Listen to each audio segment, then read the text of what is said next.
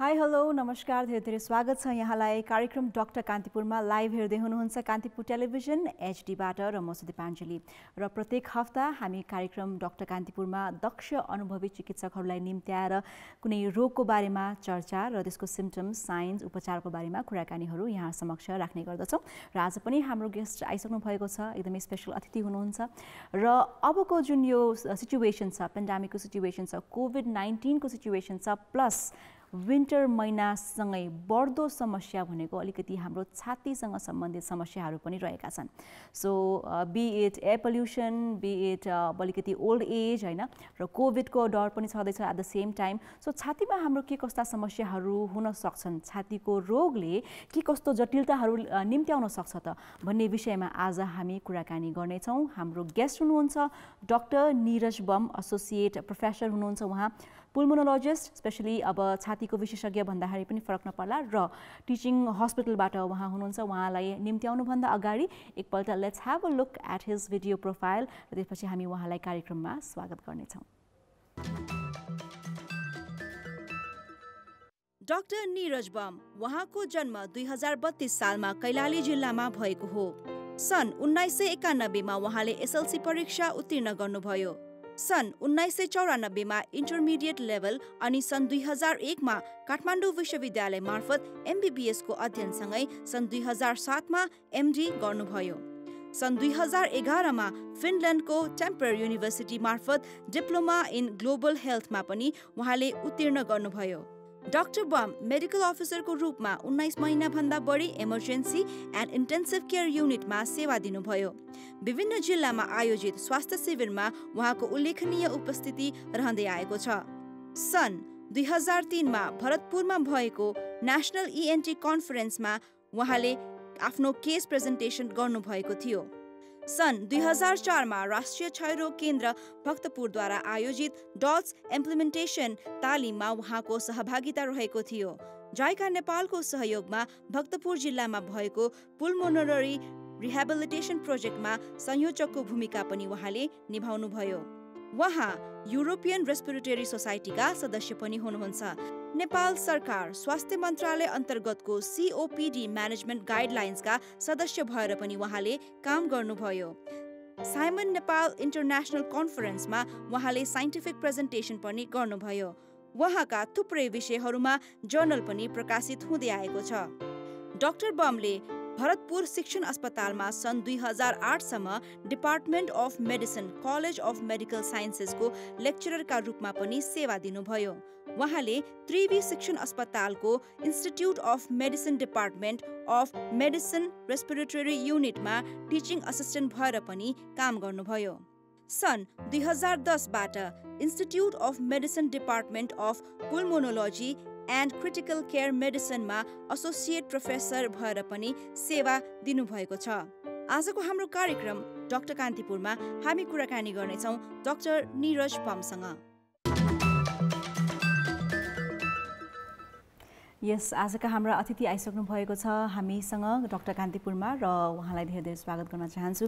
Doctor साहब नमस्कार and welcome to our show. नमस्ते हजुर। सो आज हाम्रो डाक्टर कान्तिपुरमा हामी अलिकति समय सान्दर्भिकको कुरा नै गर्छौँ जुन समस्या छ अहिलेको हैन छातीसँग रिलेटेड र अहिले नेपालमा देखिने अलिकति कमन चेस्ट रिलेटेड प्रब्लमहरू भनेको के हुन् र यसको रिजन के होला डाक्टर साहब? अहिले चाहिँ प्रमुख चाहिँ यो चेस्ट विषय हैन श्वास प्रश्वास रोगहरू पहिला चाहिँ के थियो भने नेपालमा मेडिकल साइन्सको विकास भएको थिएन। बिस्तारै मेडिकल साइन्सको विकास र विभिन्न विधाहरू खुल्न थाले। त्यसपछि श्वास प्रश्वास रोगहरू सम्बन्धी ध्यान आकृष्ट हुन थाल्यो र WHO को आँकडा अनुसार पनि प्रत्येक 10 जनामा 2 जनाको मृत्यु श्वास प्रश्वास रोगले भइराखेको छ र विशेष गरेर 10 जनामा 1 जनाको चाहिँ वातावरणीय प्रदूषण प्रमुख कारण रहेको छ। त्यस्तै गरेर त्यसैले गर्दाखेरि अहिले चाहिँ सीओपीडी भन्छौँ हामी हैन जो 35-40 वर्षभन्दा माथिका बिरामीहरूमा हुने दीर्घकालको दमखोकी ब्रोङ्कियल आजमा क्षयरोग हैन त्यस्तै गरेर ब्रोङ्केक्टेसिस लगायतका चाहिँ निमोनिया अझ प्रमुख एउटा मृत्युको प्रमुख कारण एउटा निमोनिया पनि अहिले भएको छ झन् यो कोभिड महामारीको बिचमा त हैन।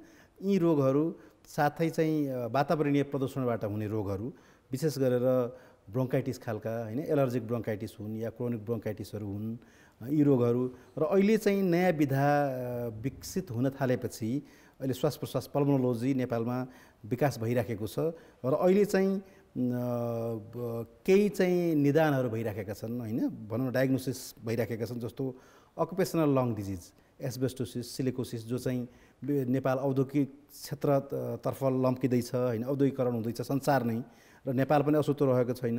र सिमेन्ट फ्याक्ट्रीहरू खुले, टाइल फ्याक्ट्रीहरू, विभिन्न एस्बेस्टसका फ्याक्ट्रीहरू लिएर क्रसर उद्योगहरू छन् हैन, र फार्मरहरू किसानहरूमा पनि अहिले आधुनिकीकरण भइराखेको छ। यो अवस्थामा त्यस्तो खालको चाहिँ भनौँ न अकुपेसनल लङ डिजिजहरू पनि आइराखेका छन् र यिनीहरूको डायग्नोसिस भइराखेको छ।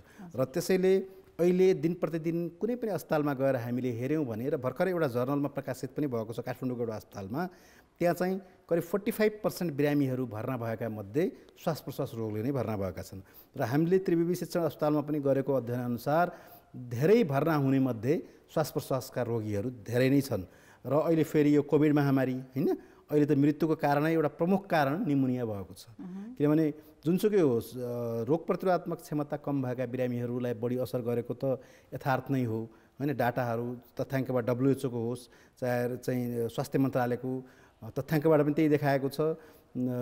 रोग प्रतिरोधक क्षमता कम भएका व्यक्तिहरू विशेष गरेर जस्तो दीर्घकालका दमखोकी, मृगोला रोगी, कलेजो रोगी, क्यान्सर रोगी, HIV का बिरामी हुन्, या चाहिँ दीर्घकालका औषधिहरू खाइराखेको, दीर्घ रोगका लागि औषधि खाइराखेका बिरामीहरू बढी सङ्क्रमित हुनुभएको छ र उहाँहरूलाई लक्षण पनि बढी देखिएको छ। तथापि मृत्युको कारण चाहिँ निमोनिया, फोक्सोको सङ्क्रमण भएर आएको छ हैन, यो कोभिड महामारीको बिचमा। र हिजो मात्रै स्वास्थ्य मन्त्रालयले प्रकाशित गरेको तथ्याङ्कअनुसार 60 देखि 70 वर्षका व्यक्तिहरूको सबैभन्दा बढी मृत्यु भएको देखिएको छ। करिब 40% बिरामीहरू यस्तो उमेर समूहका व्यक्तिहरू पर्नु भएको छ। तसर्थ श्वास प्रश्वासका रोगीहरू अहिले दिन प्रतिदिन बढ्दै जानुभएको छ। मुख्य कारण चाहिँ दुईटा कारण भन्न सकिन्छ यसमा। एउटा चाहिँ वातावरणीय प्रदूषण हैन, बढिराखेको एयर क्वालिटी इन्डेक्स अनुसार हामीले WHO को मापदण्ड भन्दा कैयौँ गुणा बढी प्रदूषित काठमाडौँको वातावरण छ। किनभने जनघनत्व बढिराखेको छ, निर्माणका कार्यक्रमहरू भइराखेका छन्, साथै इन्डस्ट्रियलाइजेसन हैन, औद्योगिकरणतिर देश उन्मुख भइराखेको छ। र अर्को चाहिँ सिगरेट स्मोकिङ हैन, यी कारणहरू। र अर्को तेस्रो कारण चाहिँ कुपोषण पनि व्याप्त छ हैन हाम्रो जस्तो देशमा। जस्तो हामीले अफगानिस्तानको अहिले WHO ले निकालेको दक्षिण एसियामा सबैभन्दा बढी मृत्यु कोरोनाको कारण चाहिँ अफगानिस्तानमा भएको देखियो। कारण त के भन्ने पत्ता लाग्यो भने कुपोषण एउटा प्रमुख कारण हैन।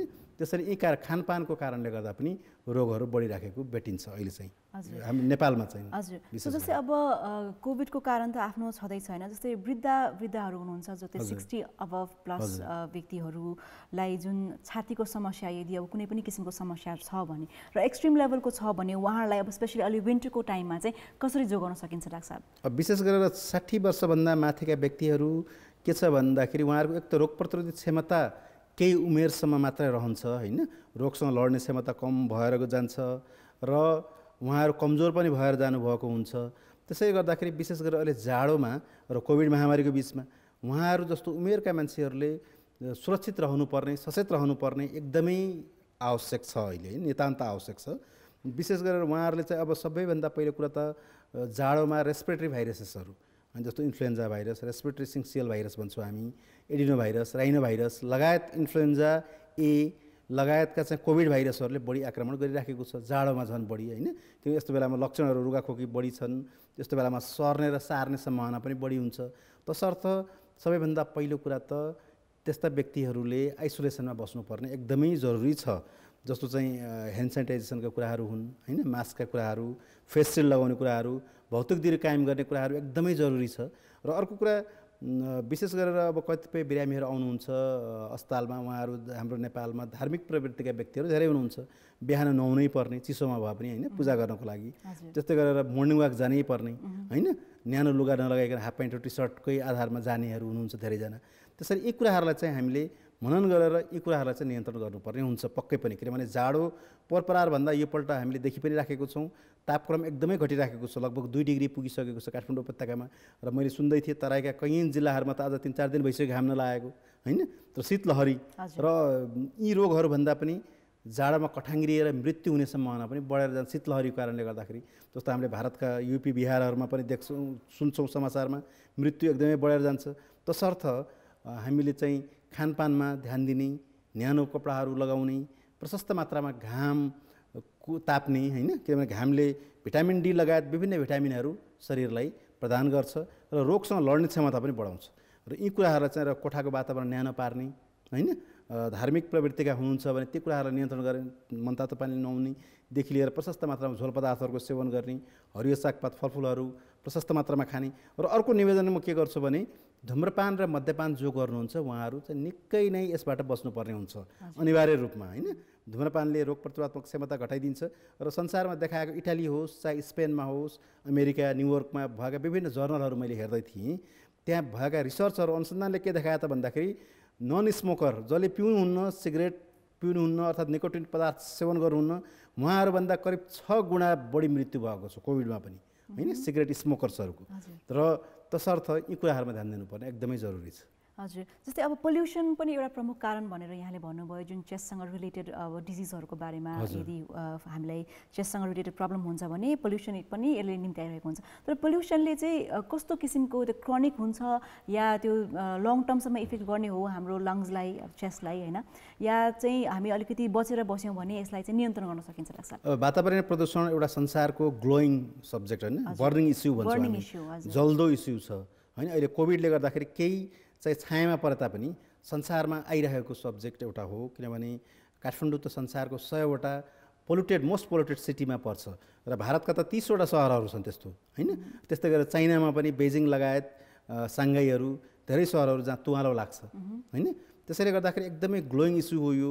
र वातावरणीय प्रदूषण नेपालको हामीले विभिन्न ठाउँमा मापन गर्ने यन्त्रहरू पनि राखिएको छ। एयर क्वालिटी इन्डेक्सहरू भन्छौँ हामी, पार्टिकुलेट म्याटर 10, 2.5 भन्दा साना कणहरू त श्वास प्रश्वास नलीबाट छिरेर चाहिँ रगतका नसाहरूसँग पुग्छन् र प्रेसर, मुटुका रोगहरू, पक्षघातहरू बढाइदिने सम्भावना। त्यस्तै गरेर फोक्सोमा क्रोनिक ब्रोन्काइटिस, सिओपिडी, दम हैन। नन स्मोकर जसले सिगरेटै पिउनु भएको छैन उहाँहरू पनि ग्रसित हुनुहुन्छ। अर्को कुरा सेकेन्ड ह्यान्ड स्मोकिङ, जसले सिगरेट पिउनुहुन्छ उहाँहरू त आफै असरमा हुनुहुन्छ, तर अर्को व्यक्तिलाई, नपिउने व्यक्तिलाई पनि सिगरेटको धुवाँले असर गरिराखेको हुन्छ। त्यसर्थ चाहिँ यो वातावरणीय प्रदूषणले फोक्सोमा मात्र होइन, दीर्घकालको दमखोकी मात्र निकाल्ने होइन, एलर्जिक ब्रोन्कियल आजमा जस्ता रोगहरू मात्र निकाल्ने होइन, यसले चाहिँ विभिन्न खालका जस्तो मुटुमा हृदयघात हैन 8 गुणा बढीसम्म हृदयघात भएको छ हैन।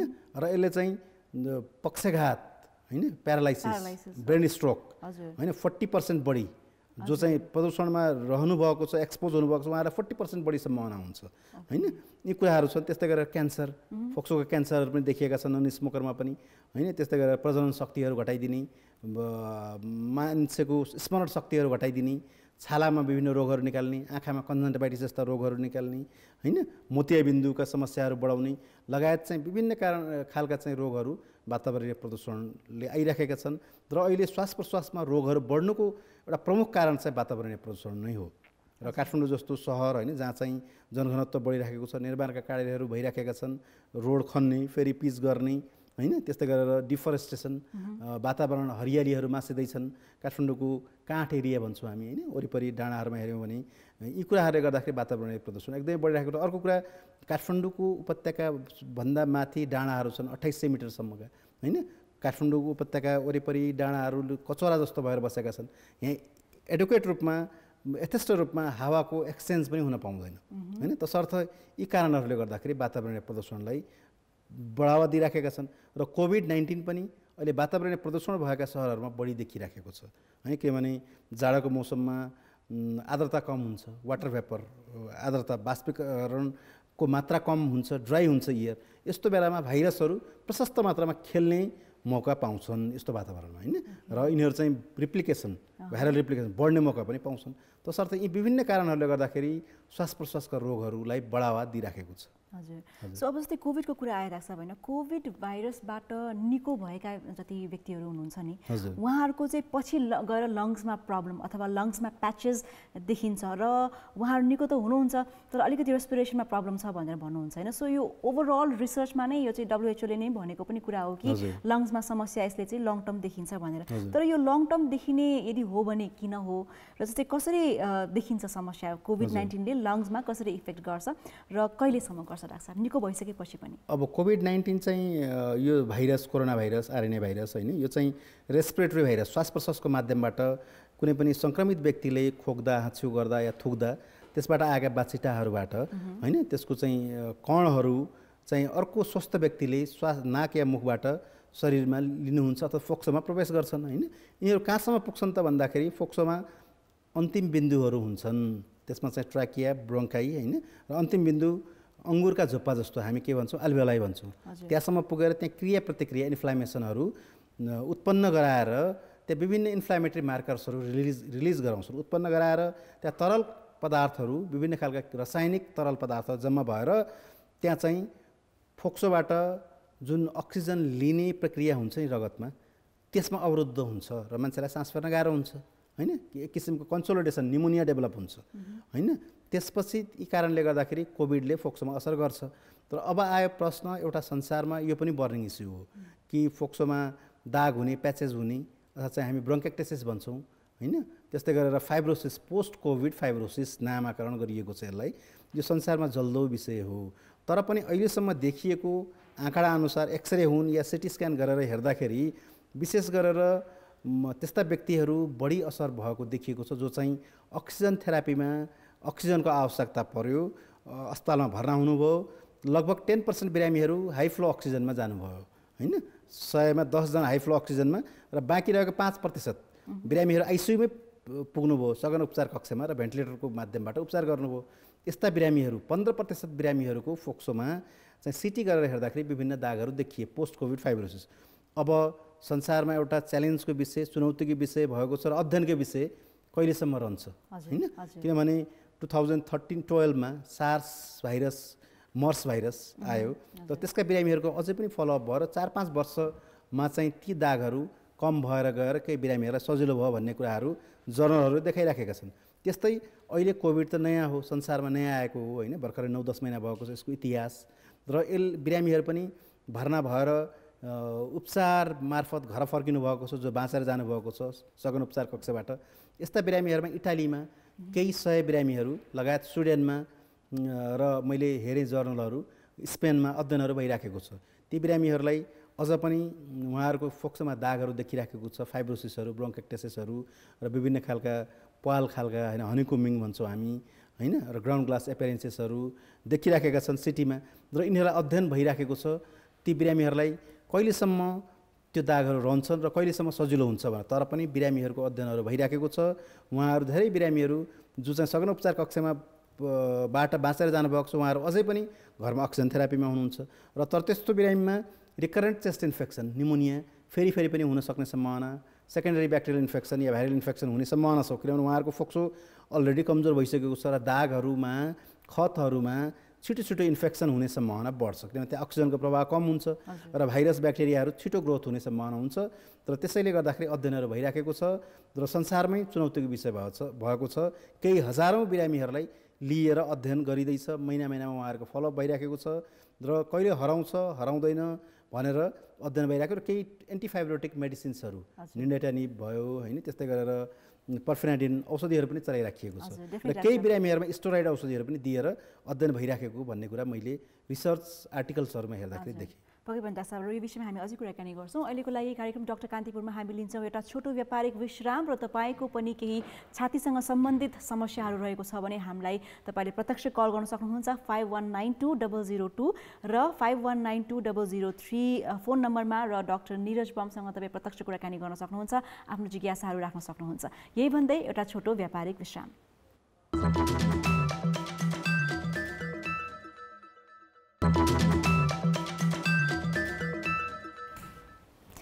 स्वागत छ फेरि पनि डाक्टर कान्तिपुर हेर्दै हुनुहुन्छ तपाईँ यतिखेर कान्तिपुर टेलिभिजन एचडीबाट र आज हामी कुराकानी गर्दैछौँ डाक्टर निरज बमसँग, एसोसिएट प्रोफेसर एन्ड पुल्मोनोलोजिस्ट, त्यसै गरी टिचिङ हस्पिटलबाट उहाँ हुनुहुन्छ। डाक्टर साहब, अघि अब अलिकति कुरा भयो कोभिडको बारेमा होइन, जस्तै मलाई अर्को प्रश्न सोध्न मन लागेको, जस्तै हामीले श्वास प्रश्वाससँग रिलेटेड इस्युजहरू भन्छौँ, रेस्पिरेसनको प्रब्लमहरू भन्छौँ होइन, यो चाहिँ नि चेस्टको कारणले मात्रै हुन्छ या अरू पनि प्रब्लम हुन्छ जसले गर्दाखेरि चाहिँ हामीलाई श्वास प्रश्वासमा प्रब्लम हुनसक्छ? कोभिडको पनि एउटा वान अफ द रिजन अथवा भनौँ सिम्टम्स भनेको श्वास प्रश्वासमा चाहिँ नि समस्या देखिनु हो होइन, यसको बारेमा के भनिदिनुहोस् न जानकारी। अब श्वास प्रश्वासमा चाहिँ विभिन्न लक्षणहरू हुन्छन्, त्यो सम्बन्धी रोगहरू होइन, मुख्य गरेर फोक्सोको श्वास नलीहरूमा होइन भित्ताहरूमा चाहिँ साङ्गुरिएर जाने, धेरै समयसम्म वातावरणीय प्रदूषण होस् या सिगरेटको कारणले गर्दाखेरि श्वास नलीहरू साङ्गुरिएर जाने होइन, र सास फेर्न गाह्रो हुने,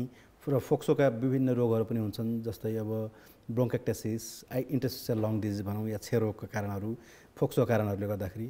तथापि सबै चाहिँ फोक्सोकै कारणले गर्दा मात्रै सास फेर्न गाह्रो भएको हुँदैन। कहिलेकाहीँ चाहिँ चेस्ट डिफर्मिटी भन्छौँ हामी होइन, छातीको चाहिँ सेपहरू जस्तो काइफोस्कोलिसिस भन्छौँ, स्ट्रक्चरल डिफर्मिटी भएको पेसेन्टहरूमा, बिरामीहरूमा पनि सास फेर्न गाह्रो हुनसक्छ। कहिलेकाहीँ साइकोलोजिकल इस्युहरू लिएर पनि आउनुभएको हुन्छ होइन, भर्खरको यङ युवा या युवतीहरू, उहाँहरू चाहिँ सास फेर्न गाह्रो भयो मात्रैको ल्याउनुहुन्छ, खोकी हुँदैन, उहाँहरूलाई रुगा हुँदैन होइन, घाँटी खसखस हुने हुँदैन, तथापि उहाँहरू सास फेर्न गाह्रो बेला बेलामा भन्ने कुराको जब स्ट्रेस हुन्छ परीक्षाको बेलामा होइन, यस्तो बेलामा आउनुभएको चाहिँ, र धेरै बिरामीहरू कोही कोही मुटु ढुकढुक लिएर पनि आउनुभएको हुन्छ, मुटुको कारणले गर्दा पनि श्वासमा भएको हुनसक्छ होइन। त्यसर्थ हामीले चाहिँ श्वासमा आउने बित्तिकै फोक्सोकै रोग हो भनेर हेर्नलाई विभिन्न परीक्षणहरू गरेर हेर्नुपर्छ। कहिलेकाहीँ घुर्ने समस्या भएका बिरामीहरू पनि होइन, उहाँहरू सुतेको बेलामा मोटो मान्छेहरू हुनुहुन्छ र घाँटीको श्वास नलीहरू डाइलेटिङ मसल्स भन्छौँ हामी अप्पर रेस्पिरेटरी ट्र्याक्टको चाहिँ रिल्याक्स बढी भइदिएर चाहिँ उहाँहरूलाई चाहिँ राति घुर्ने र राति बेला बेलामा सास नपुगेर निसासेर उठ्नुपर्ने समस्याहरू पनि, सास फेर्न गाह्रो भएर उठ्नुपर्ने समस्याका बिरामीहरू पनि धेरै छन् अहिले। अब्स्ट्रक्टिभ स्लिप एप्निया सिन्ड्रोम भन्छौँ, यस्तो बिरामीहरू अहिले हाम्रो धेरै खालको समस्या हो, धेरै एटेन्सन भएको छैन, तथापि यो चाहिँ 5 देखि 15% का बिरामीहरू 100मा चाहिँ यस्ता बिरामीहरू पनि भेटिने गर्नुभएको छ। ओके, सो रिजन चाहिँ उहाँलाई राति घुर्ने समस्या त्यो चाहिँ श्वास प्रश्वासको कारणले पनि हुन्छ।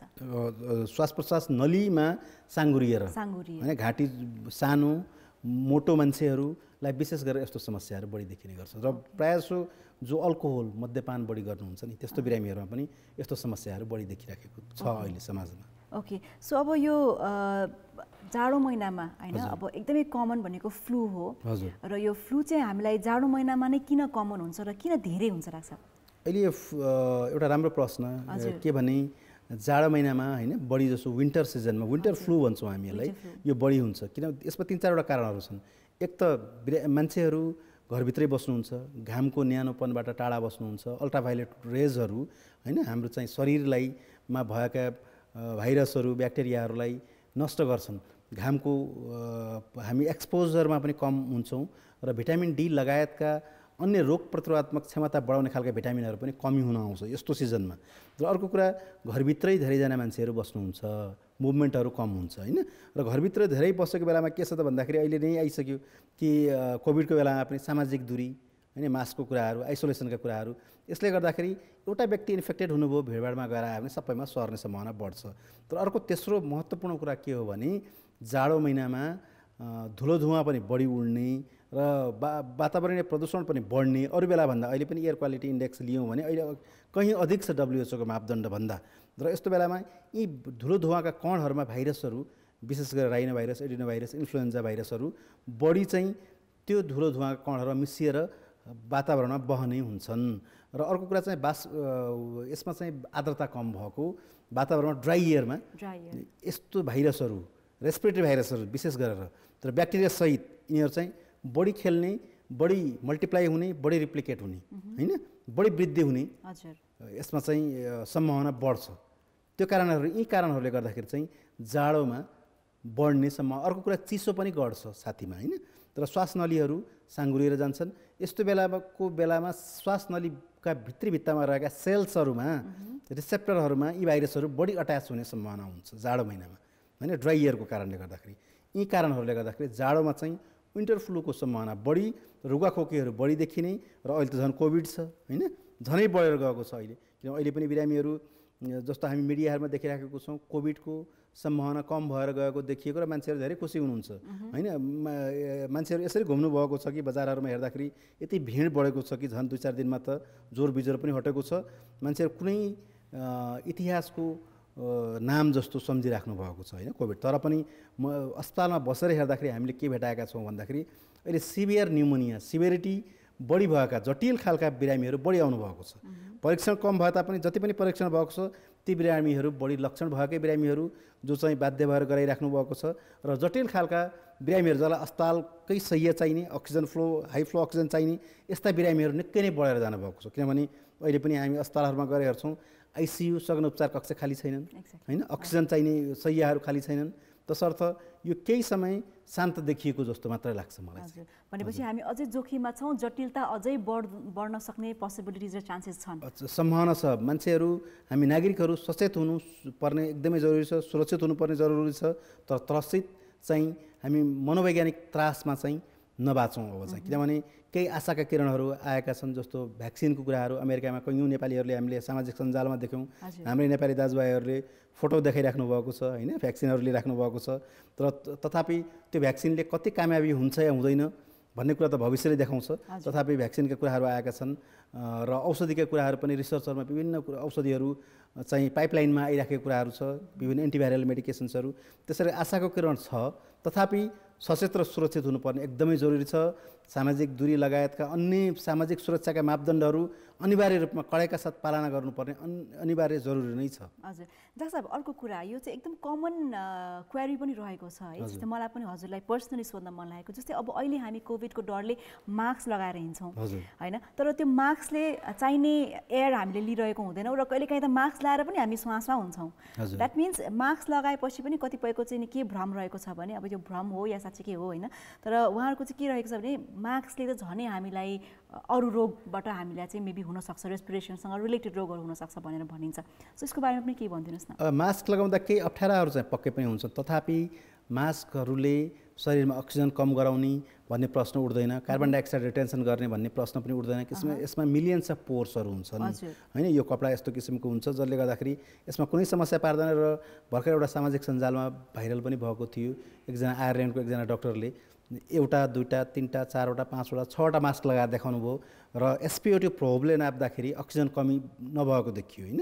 तसर्थ अप्ठ्यारो हुन्छ, उकालो चढ्दा श्वासमा हुनसक्छ किनभने केही अप्ठ्यारो कारणले गर्दा, तथापि शरीरमा अक्सिजन कम हुने र शरीरलाई बेफाइदा गर्ने भन्ने यसबाट प्रश्न उठ्दैन। त्यसैले मास्क लगाउन अनिवार्य नै छ, एकदमै जरुरी नै छ। मास्क लगाए पनि हामी सेफ छौँ र अक्सिजनको कमी भन्ने चाहिँ हुँदैन। शरीरमा कुनै पनि यसले नकारात्मक खालका परिणामहरू कुनै पनि यसले अहिलेसम्म परिणाम दिएको कुनै पनि प्रमाणहरू अर्थात् इभिडेन्स बेस्डका कुराहरू कुनै पनि छैनन् अहिलेसम्म।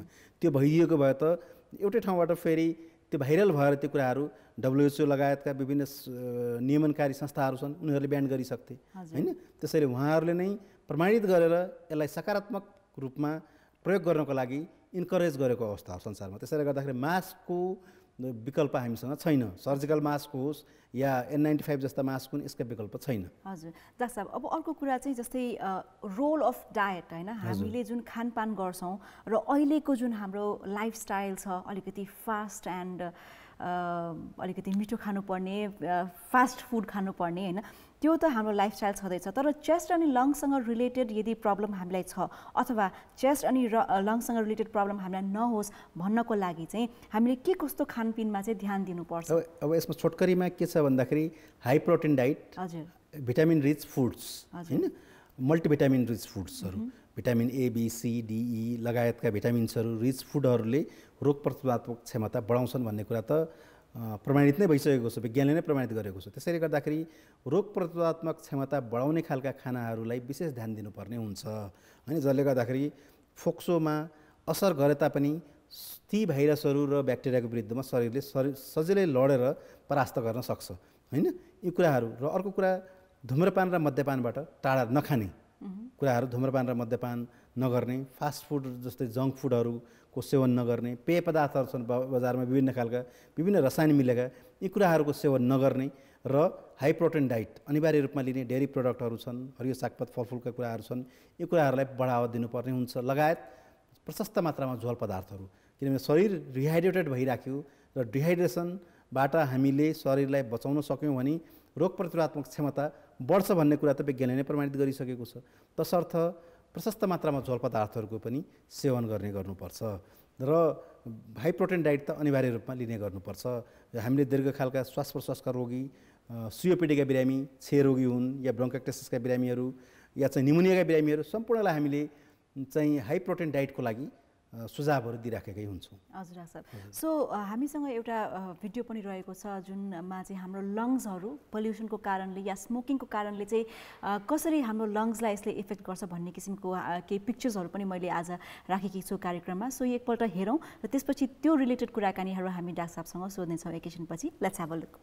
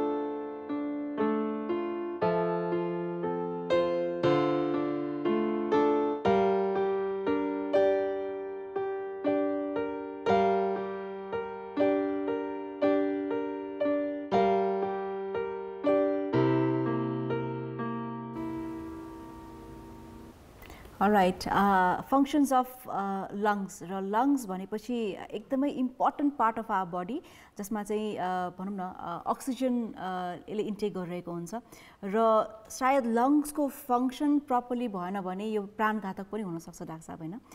एक्ज्याक्टली।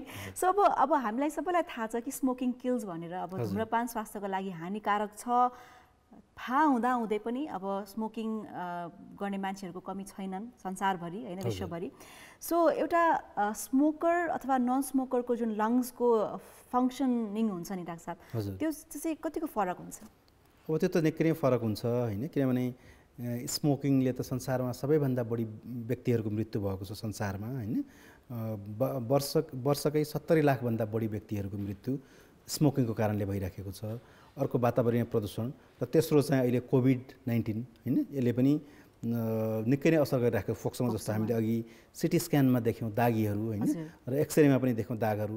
यो चाहिँ कोभिड निमोनियाले बनाएका दागहरू हुन्, होइन? तसर्थ सिगरेट पिउने व्यक्तिको चाहिँ धेरै व्यक्तिहरू उहाँहरू आफै पनि अनुभव गर्न सक्नुहुन्छ। उहाँहरूलाई धेरैलाई खोकी लागिराखेको हुनसक्छ, होइन? उकालो चढ्दा अथवा सिडी चढ्दा, भड्याङ चढ्दा स्याँ हुन गएको हुनसक्छ। त्यसैले गर्दाखेरि संसारमा सबैभन्दा बढी अहिले नेपालमा पनि करिब 13% भन्दा बढी व्यक्तिहरू राष्ट्रिय स्वास्थ्य अनुसन्धान परिषदले निकालेको डाटा अनुसार हाम्रो समाजमा दमका बिरामीहरू हुनुहुन्छ, होइन? यसको प्रमुख कारण धुलो धुवाँ, वातावरणीय प्रदूषण लगायत भन्दा पनि सिगरेट स्मोकिङ एउटा प्रमुख कारण भएको छ। नेपालमा मृत्यु हुने क्यान्सरका बिरामीहरूमध्ये पुरुषहरूमा सबैभन्दा बढी अहिले फोक्सोको क्यान्सर हो। त्यसको कारण पनि प्रमुख कारण सिगरेट स्मोकिङ हो। लगायत विभिन्न खालका आन्द्राको क्यान्सर होस्, पेटको क्यान्सर, होइन? त्यस्तै गरेर हामीले पक्षघातहरू, होइन? मुटुको रोगीहरू, हार्ट एट्याकहरू, यी कुराहरू, प्रेसर बढाउने कुराहरू, होइन? मधुमेहलाई बढावा दिने लगायतका धेरै कुराहरू चाहिँ सबैभन्दा प्रमुख कारण अहिले सिगरेट स्मोकिङ नै हो, होइन?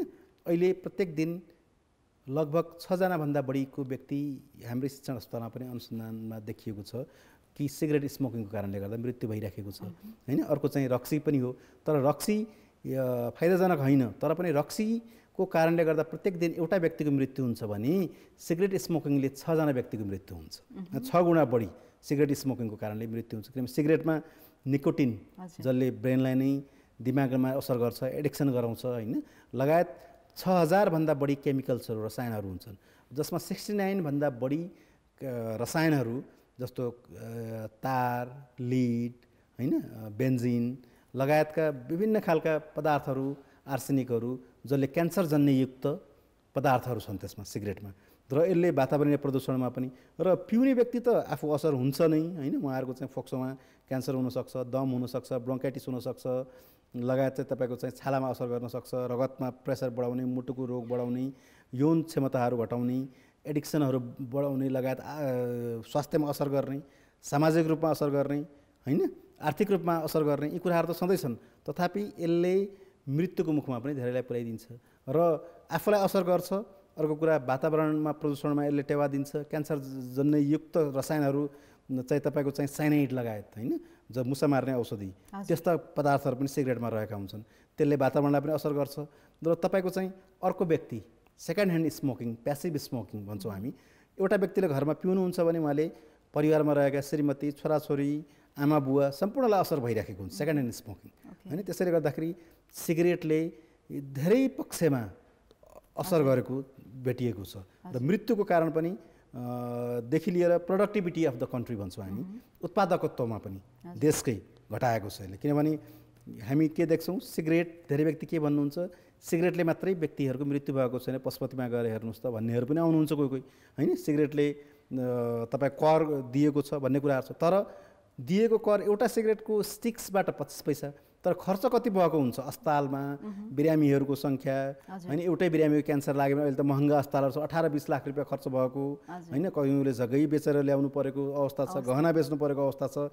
यी धेरै पक्षहरू छन् सिगरेटबाट असर हुने। त्यस्तै त्यो व्यक्ति मात्र असर भएन, उसको परिवारलाई असर भयो, हानि भयो होइन, आर्थिक हानिहरू भयो, अफिसहरू छुट्यो, विभिन्न कारणहरू छन्। त्यसैले गर्दाखेरि सिगरेट लगायत वातावरणीय प्रदूषणहरूले फोक्सोमा ठुलो असर गरेको भेटिन्छ। हजुर डाक्टर साहब, सो पक्कै पनि एकदमै इम्पोर्टेन्ट मेसेज र सबैले चाहिँ जनचेतना पनि हुनुपर्ने र बुझ्नुपर्ने पनि कुरा। एउटा तिल्ली जुन सिगरेटको हुन्छ त्यसले चाहिँ होइन धेरै हामीलाई हेल्थमा त असर पर्छ नै, प्लस सोसियली पनि कस्तो इम्प्याक्ट पार्ने रहेछ भन्ने कुरा चाहिँ यहाँले थाहा पाइहाल्नुभयो। कार्यक्रम डाक्टर कान्तिपुर यतिखेर हेर्दै हुनुहुन्छ र हामी फेरि पनि आउँछौँ एउटा छोटो व्यापारिक विश्रामपछि। र कुनै जिज्ञासा, कुनै क्वेसन्स, क्वेरी रहेका छन् भने तपाईँले हामीलाई कल गर्न सक्नुहुन्छ 51920002 र 51920003 मा।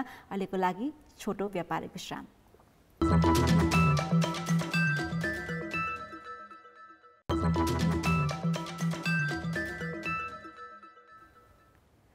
Welcome back. हेर्दै हुनुहुन्छ कार्यक्रम डाक्टर कान्तिपुर र आज हामी कुराकानी गर्दैछौँ डाक्टर नीरज बमसँग र उहाँ हुनुहुन्छ एसोसिएट प्रोफेसर एन्ड पुल्मोनोलोजिस्ट, स्पेसली छाती रोगको विशेषज्ञ हुनुहुन्छ उहाँ, र यही विषयमा आज कुराकानी गर्दैछौँ। कोभिडको कुराकानीहरू भयो, विन्टरमा हामीले हाम्रो चेस्टलाई कसरी गार्ड गर्न सक्छौँ भन्ने विषयमा पनि केही इम्पोर्टेन्ट कुराहरू डाक्टर साहबसँगबाट हामीले लिइसकेका छौँ। डाक्टर साहब, अब अलमोस्ट लास्ट ब्रेक भइसक्यो होइन, आस्थमा, निमोनिया, ब्रोन्काइटिस जस्ता जुन रोगहरू हुन्छन् नि चेस्टसँग रिलेटेड रोगहरू चाहिँ कुन बेलामा गइसकेपछि चाहिँ प्राणघातक बन्छ? अब यी रोगहरू त श्वास प्रश्वास रोगका प्रमुख रोगहरूमध्ये हुन् होइन, हाम्रो समाजमा रहेका, देश नेपालमै रहेका। तर यस्तो बेलामा चाहिँ विशेष गरेर निमोनिया, अहिले त कोभिड पनि छ होइन, कोभिडले निमोनिया व्याप्त रूपमा बिरामीहरू आइराख्नु भएको छ। त्यस्तै गरेर ब्रोन्कल आजमाका बिरामीहरू पनि धेरै हुनुहुन्छ, विन्टर सिजनमा बढ्नेहरू धेरै हुनुहुन्छ। विशेष गरेर जाडो, धुलो धुवाँ, चिसो होइन को कारणमा चाहिँ यो बढ्छ यो ब्रोन्कल आजमा, र सास फेर्न गाह्रो हुन्छ। र अर्को चाहिँ ब्रोन्काइटिस पनि यही रुगाखोकीका बिरामी लिएर होइन आउनुहुन्छ। तथापि यदि बिरामीलाई छाती गरुङ्गो भयो होइन, सास फेर्न गाह्रो भयो, छाती घ्यार भयो, खकार पहेँलो देखिन थाल्यो, खकारमा रगतका बाछिटाहरू देखिए भने हामीले छिटोभन्दा छिटो त्यस्ता खालका बिरामीहरूले अस्पतालमा या नजिकको स्वास्थ्य केन्द्रमा गएर स्वास्थ्यकर्मी या चिकित्सकसँग सल्लाह लिनुपर्छ। किनभने हामीले कयौँ युवा युवतीलाई पनि गुमाउनु परेको अवस्था छ यस वर्ष होइन। उहाँहरूलाई चाहिँ साइलेन्ट निमोनियाको कुरा आएको छ। बिरामी चाहिँ छाती गरुङ्गो हुने, सास फेर्न गाह्रो भए तापनि अस्पताल नजाने र फोन र सामाजिक सञ्जालमै व्यस्त रहेर त्यसबाट चिकित्सकसँग सम्पर्क गर्न खोज्ने बिरामीहरू, कतिपय बिरामीहरू अस्पताल आउँदा निकै ढिलो भइसकेको, अघि हामीले हेरेको एक्सरे जस्तै दागहरू धेरै भएका एक्सरेहरू, ठुलो निमोनिया भएका एक्सरे भेटिएका छन् होइन। तसर्थ सास फेर्न गाह्रो भयो, खकार पहेँलो आउन थाल्यो, रगतका छिटाहरू देखिए, छाती घ्यार भयो भने छिटोभन्दा छिटो अस्पताल आउनुपर्छ। हामीले ढिलो गऱ्यौँ या चुक्यौँ भने प्राणघातक हुनसक्छ। र अर्को कुरा, समयमा औषधि नियमित सेवन गर्नुपर्छ, धुम्रपान मद्यपानबाट टाढा बस्नुपर्छ। यस्तो लक्षण हुँदाहुँदै पनि मद्यपान गरिराखेका बिरामीहरू पनि भेटिनु भएको छ। जाडो छ, चिसो छ होइन, अब यसमा रक्सीजन्य पदार्थहरूले न्यानो गराउँछ भनेर खानु भएको बिरामीहरू पनि हुनुहुन्छ होइन। र हामीले अकालमै ज्यान गुमाएका व्यक्तिहरू थुप्रै भेटेको छौँ यस वर्ष चाहिँ। हजुर हजुर। र अर्को चाहिँ अब यो विन्टरमा फाटाफुट्ट केही वर्ष अगाडिदेखि सुन्दै आएको सामाजिक सञ्जालहरूमा या समाचारहरूमा या हेल्थ न्युजहरूमा आएको कुरा चाहिँ हिटर बाल्छौँ हामी, ग्यास, त्यसको ग्यासले इफेक्ट गर्ने, रेस्पिरेसन प्रब्लम हुने, र त्यही न अब नहुने ग्यासको गिजरले गर्दाखेरि होइन, ग्यास गिजरले पनि ज्यान गुमाएका धेरै यस्तो घटनाहरू छन्, दुर्घटनाहरू छन् भनौँ न डाक्टर साहब। यो चाहिँ किन हुन्छ? अब यो चाहिँ विशेष गरेर पोर्साल पनि होइन, हामीले दामनमा एउटा टुरिस्टको परिवार आउनुभएको थियो भारतबाट। उहाँहरूको परिवार लगायत 8 जना व्यक्तिको मृत्यु भएको थियो एउटा रिसोर्टमा होइन। अब यो चाहिँ के हुन्छ भने उहाँहरू झ्याल ढोका लगायत चाहिँ भेन्टिलेसनहरू सबै बन्द गरेर, चिसो छ न्यानो वातावरण बनाउने भनेर ग्यास हिटर बालेर सुत्नुभयो र भेन्टिलेसन समेत बन्द गर्नुभयो। यस्तो बेलामा के हुन्छ भने त्यहाँबाट जल्ने आगोबाट कार्बन मोनोअक्साइड प्रशस्त मात्रामा उत्पन्न हुन्छ र हामीले त लिँदाखेरि अक्सिजन लिने हो होइन, तर कार्बन मोनोअक्साइडले के गरिदिन्छ त भन्दाखेरि हामीले लिने अक्सिजनसँगै कार्बन मोनोअक्साइड पनि प्रवेश गरेर कोषहरूबाट अक्सिजनलाई विस्थापित गरेर कार्बन मोनोअक्साइड जम्मा भइदिन्छ होइन। तर सुतेको बेलामा उहाँहरूले पत्तै पाउनु भएन, किनभने हाम्रो ब्रेनमा पनि कार्बन डाइअक्साइड जम्मा भयो र उहाँहरू सुतेकै बेहोस हुनुभयो र उहाँहरूलाई दुख्ने पीडा भएन र उहाँहरू सुतेकै नै त्यसपछि उहाँहरू मृत्युको मुखमा पुग्नुभयो। हुन्छ के त भन्दाखेरि ब्रेनमा कार्बन मोनोअक्साइड जम्मा भइसकेपछि यसले टक्सिसिटी, कार्बन मोनोअक्साइड पोइजनिङ गरिदिन्छ र त्यसपछि मुटुको धड्कनहरू एरिथमिया होइन, मुटुको धड्कनको गतिहरू बिग्रेर एरिथमिया भन्ने आउँछ र भेन्टिकुलर ट्याक्कार्डिया, भेन्टिकुलर फिब्रिलेसन लगायत भइसकेपछि मुटु कार्डियक अरेस्टमा अर्थात् मुटु बन्द भइदिन्छ। यी कुराहरूको कारणले गर्दाखेरि मृत्यु भएको हो। यस्ता घटनाहरू 1-2 जनाको घटनाहरू थुप्रै आइराखेको हुन्छ। ग्यास हिटर पनि त्यही, ग्यास गिजरको कुरा पनि त्यही, बन्द गरेर नुहाउने र कार्बन मोनोअक्साइड शरीरमा प्रवेश गरेर यसले कार्बन मोनोअक्साइड पोइजनिङ गरिदिने, मान्छे बेहोस हुने र कतिपय पटक त हामीले बेहोस भएर बाथरुममा मान्छे लडेको र ढोका फोडेर उहाँहरूलाई उद्धार गर्नुपर्ने अवस्था छ होइन। तसर्थ भेन्टिलेसनहरू खुल्ला राखेर मात्रै यस्ता कुराहरूको प्रयोग, यस्ता उपकरणहरू प्रयोग गर्नुपर्छ। हजुर डाक्टर साहब। सो अब जाँदा अन्तिममा चाहिँ हाम्रो दर्शकहरूलाई होइन, जस्तै अब अहिले विन्टर पनि छ, कोभिड पनि छ, यहाँ आफै छातीको विशेषज्ञ हुनुहुन्छ भनेपछि के कस्ता पोसिबिलिटिजहरू छ, के कसरी हामी बस्न सक्छौँ होइन, के कस्तो कुराहरूमा प्रमुख ध्यान हामीले दिनुपर्छ, यो विषयमा केही जानकारी दिनुहोस् न। अब सबैभन्दा पहिले त प्रमाणित भएको कुरा हो, सामाजिक मिडिया होइन, सञ्जाल, रेडियो, टेलिभिजनदेखि सम्पूर्णले अनुरोध गरिराख्नु भएकै छ, सामाजिक दूरी कायम गरौँ होइन, हात सफाइ राखौँ, सेनिटाइजेसन प्रयोग गरौँ या साबुन पानीले मिची हात धुने, मास्कको प्रयोग गर्ने, फेस सिल्ड प्रयोग गर्ने, सामाजिक दूरी कायम गर्ने, भिडभाडमा नजाने, अति आवश्यक काम नपरेसम्म विशेष गरी ज्येष्ठ नागरिकहरू, रोग प्रतिरोधक क्षमता कम भएका व्यक्तिहरू अस्पताल या भिडभाडमा नजाने लगायतका कुराहरू छन्। त्यस्तै गरेर खानपानमा ध्यान दिनुपर्ने अत्यन्त जरुरी कुराहरू जस्तो हाई प्रोटिन डाइट, हामीले अघि नै कुरा गऱ्यौँ, हाई भिटामिन डाइटका हरियो सागपात, फलफुल, डेरी प्रडक्टहरू प्रशस्त मात्रामा सेवन गर्ने, प्रशस्त मात्रामा झोल पदार्थहरूको सेवन गर्ने र त्यस्तै गरेर आफूले लिइराखेको औषधि छ भने नियमित गरिदिनु हुन अनुरोध गर्छु। र त्यस्तै गरेर न्यानो, जाडोको मौसम छ होइन, यस्तो बेलामा न्यानो कपडाहरू प्रयोग गर्ने, धार्मिक प्रवृत्तिको व्यक्तिहरू हुनुहुन्छ नुहाउनै परे तापनि मनतातो पानीहरू प्रयोग गर्ने होइन, मर्निङ वाक जाँदाखेरि न्यानो कपडाहरू लगाउने, कोठाको वातावरण न्यानो राख्ने, घाम प्रशस्त मात्रामा घाम ताप्ने होइन, जसले गर्दाखेरि रोग प्रतिरोधक क्षमता बढाउने लगायत भिटामिन डी युक्त खालका भिटामिनहरू बढावा दिन्छ शरीरमा।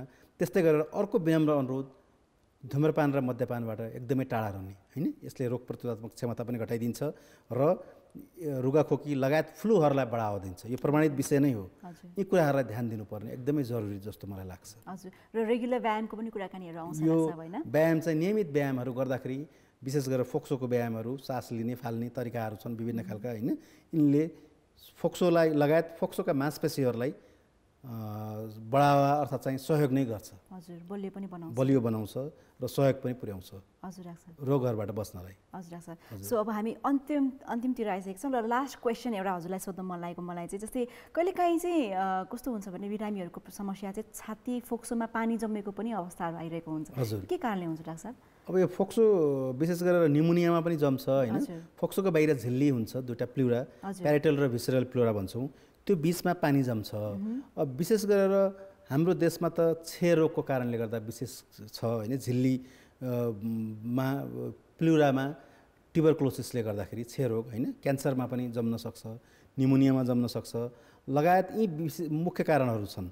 लगायत अन्य कारणहरू जस्तो अब कलेजोको रोगीका बिरामीहरू, मृगलाका रोगी बिरामीहरू लगायत बाथका रोगीहरू अन्य कारणहरूमा पनि हुनसक्छ। तर विशेष गरेर ध्यान दिनुपर्ने कुरा क्षयरोग कतै छ कि, क्यान्सर कतै छ कि, निमोनिया कारणले हो कि भन्ने कुराहरू चाहिँ विशेष सजग रहेर हामी परीक्षणमा चाहिँ जानुपर्ने हुन्छ।